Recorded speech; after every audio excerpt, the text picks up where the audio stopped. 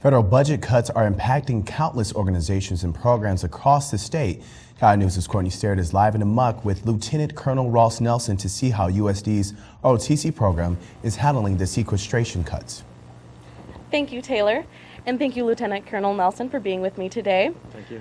Now, with the tuition assistance program being at a halt, how is it affecting our ROTC program? Well, it is true on 8 March, the federal government and the U.S. Army stopped federal tuition assistance for military members in the Army specifically. Right now for ROTC, we have a few cadets who were affected by the federal tuition assistance, but the cuts to federal tuition assistance have not stopped any of the ROTC scholarships, and state tuition assistance is still available for South Dakota Guard members who currently receive half-price tuition from the state of South Dakota.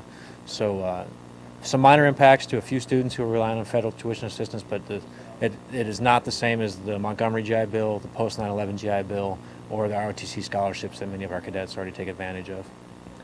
How much of an influence do you think that program has on the enrollment in the military? I think it's going to affect, across the military, I think it's going to have huge effects. I know a lot of members of the military do rely on federal tuition assistance for some of their schooling, especially people like myself. I took a lot of my graduate classes using federal tuition assistance, and members who are currently serving in the active duty and reserve forces, a lot of them do take advantage of that because they're not currently taking advantage of other things as their GI Bills or ROTC scholarships. Do you think that the program will ever be recovered?